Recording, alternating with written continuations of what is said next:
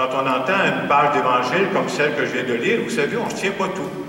C'est pas toujours la même chose qui nous frappe. Moi, c'est pas la première fois que je lis cet évangile-là, mais des fois, c'est un autre aspect qui nous frappe. Alors, ce matin, j'aimerais vous dire, quel est l'aspect que j'ai retenu? Dans cette page d'évangile, Jésus se sert d'une parabole, encore une fois. Il nous parle de quelqu'un qui est en train de bâtir une tour.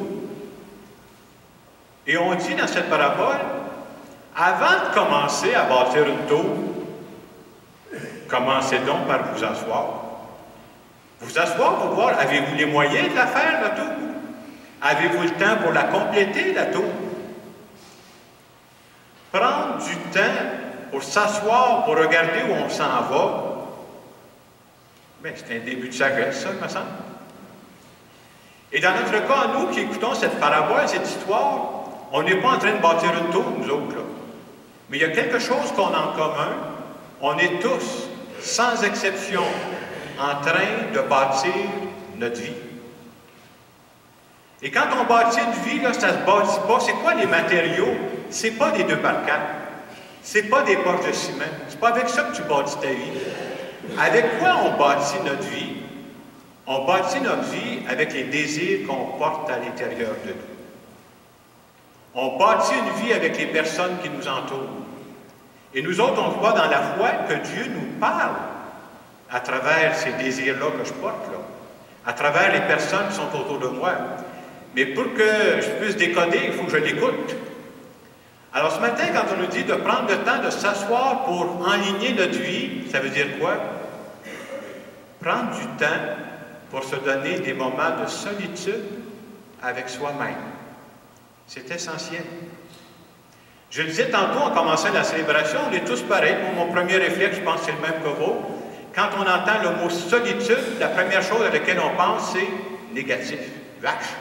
Du monde qui souffre de solitude, ils sont isolés, ils sont coupés des autres. Et c'est vrai, cet aspect-là est vrai, là. Mais je trouve que l'Évangile de ce matin nous donne une belle occasion de voir ce que j'appelle l'envers de la médaille. C'est-à-dire qu'il y a dans la solitude de se donner des moments seuls avec soi-même, des moments de recul, non seulement un effet positif, mais un effet essentiel pour la vie. Se donner des moments de solitude avec soi-même, c'est un outil puissant de croissance humaine et de croissance spirituelle. On pourrait dire que la vie, si je donnais une image, la vie c'est comme une course à obstacles. Vous avez déjà vu ça aux Olympiques, hein? Bien, nous autres aussi, des obstacles, il y en a tout le temps. Je ne peux pas vous faire peur, il va en avoir cette semaine, il va en avoir dans 2 mois, puis il va en avoir dans 5 ans. Mais pour être capable de tenir sur cette course à obstacles-là, nos moments de solitude où on est seul avec soi-même, justement, nous donnent cette force de durer.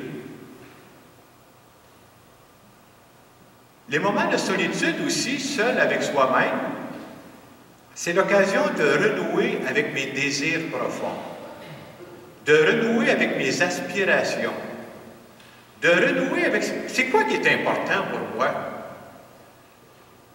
De renouer avec les valeurs qui sont importantes pour moi, et pour nous qui avons la foi, de renouer avec Dieu.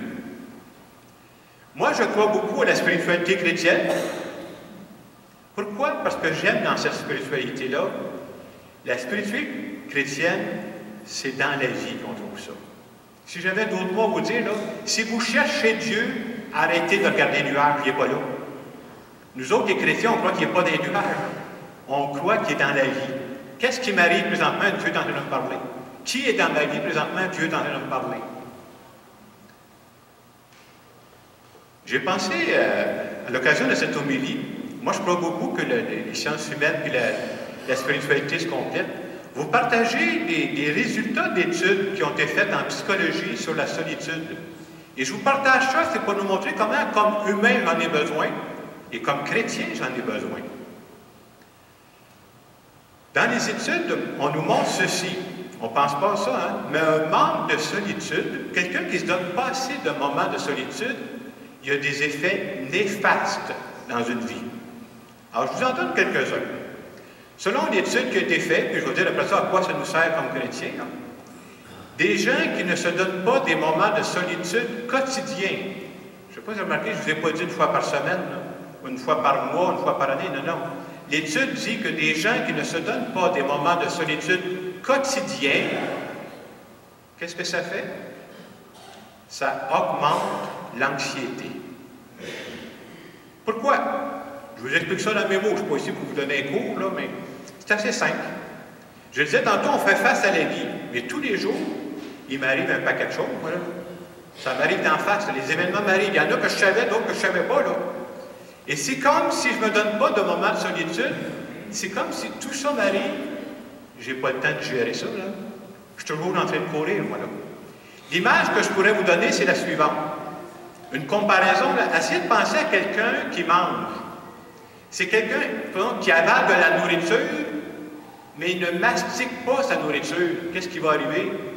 Essayez ça, pour voir que l'estomac va se mettre à crier, s'il vous plaît. Là. Alors, nous autres, c'est la même chose. Il m'arrive un paquet d'événements, puis si je ne prends pas de moments de solitude, de moments d'arrêt, pour nous autres, les chrétiens, des moments de prière, à un moment donné, ça crie. Là. Parce que chaque événement qui m'arrive, qu'on en soit conscient ou pas, ça déclenche des émotions chez moi. Ah, peut-être que ça ne paraît pas toujours à l'extérieur, mais il y en a des émotions. Puis si je n'ai pas le temps de le gérer, ça va crier. Ça va susciter en moi des mauvaises émotions. C'est tellement vrai qu'on a des expressions, vous remarquerez, quelqu'un va dire « Hey, un tel m'a fait à l'affaire, je ne l'ai pas digéré. » Oh, c'est pas de la nourriture, ça, là. Mais je ne l'ai pas digéré, par exemple. Donc, l'anxiété. Un deuxième effet négatif de personnes qui ne se donnent pas assez de moments de solitude, un manque de solitude, on ne parle pas beaucoup de ça, hein? Un manque de solitude, ce que ça produit, c'est que tu es porté à faire comme tout le monde. Oui, parce que quand je ne prends pas le temps de m'arrêter, là, instinctivement, nous autres, ce qu'on fait, on imite ce que le voisin fait. Ça se passe comme ça.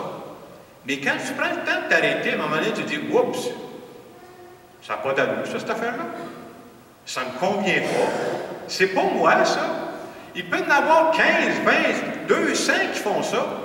Peut-être que moi, ça ne me convient pas. C'est pas mon choix de vie, puis je ne veux pas faire comme tout le monde. Le but de ma vie à moi, c'est pas de faire comme tout le monde. Le but de ma vie à moi, c'est de réaliser ma vie. C'est de réaliser la vie que Dieu a pensée pour moi. Le but de ma vie, c'est d'être moi-même. Je ne veux pas être le clone, je ne veux pas être la copie conforme d'un autre. Parce que si je fais ça, je ne serai pas heureux. Ce n'est pas moi. Donc, un autre effet négatif d'un manque de solitude, je copie les autres. Troisième effet négatif que j'aimerais vous donner d'un manque de solitude, et vous savez ce que je mets derrière le mot solitude, hein, des moments tout seuls, des moments de recul, des moments de prière pour nous autres, là, ça provoque un manque de créativité.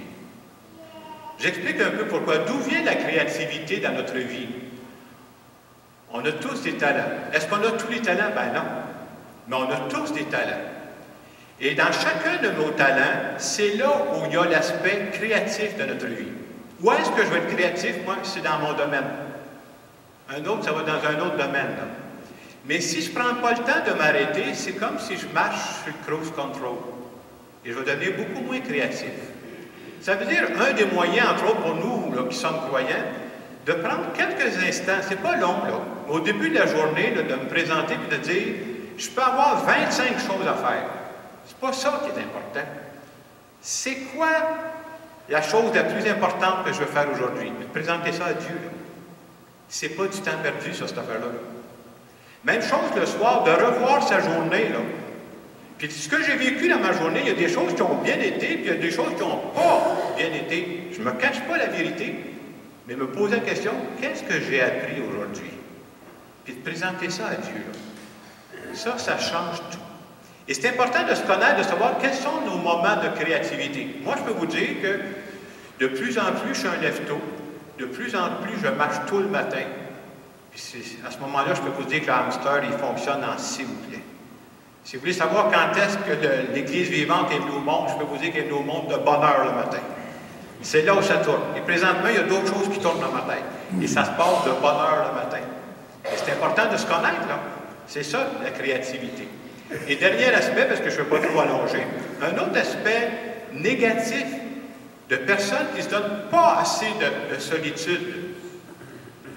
Les études montrent que les gens qui ne prennent pas assez de temps pour s'arrêter vivent beaucoup plus de regrets que les autres. Pourquoi? Il dit, entre autres, pensez à des gens qui se ramassent dans la quarantaine, dans la cinquantaine. Je n'ai pas hâte d'arriver là, mais les gens qui se ramassent dans la quarantaine, dans la cinquantaine, ça fait X années qu'ils sont sur le marché du travail, ils ont toujours couru, là. Ah ouais, cours, porte ta famille, bâtis ta maison. Là, ils arrivent à 40, 50 ans, puis ils se rendent compte, hey, j'ai travaillé, j'ai couru, mais la plupart du temps, j'étais pas dans ce qui me faisait vivre. Adieu. Les gens vont dire, j'ai pas vu la semaine passée, j'ai pas vu le mois passé, j'ai pas vu l'année passée. Puis là, tu commences à te poser la question et tu dis, finalement, j'ai-tu tourné en rond? Prendre des moments d'arrêt, des moments de recul, des moments de solitude avec soi-même, c'est super important. Et ce que je suis en train de vous dire là, si vous n'aviez pas la foi, là, je vous dirais la même chose. Et qu'est-ce que ça rajoute, vous autres? Mais je suis en train de vous dire, dans les moments de solitude, en plus, là, vous n'êtes pas tout seul avec vous-même. Dieu est en train de vous parler. Est-ce que ça peut changer une vie? Au complet. Alors, ça sera le temps que j'arrête. Alors, ce matin, là, ça me passionne, ce sujet-là, je trouve ça tellement intéressant. Ce matin, l'Évangile nous disait, avant de construire une tour, prenez donc le temps de vous asseoir. Moi, je suis en train de vous dire, avant de bâtir votre vie, on est en train de la bâtir, la vie, prenez du temps. Peut-être pas pour vous asseoir, vous pouvez marcher si vous voulez, mais des moments pour être seul avec vous-même.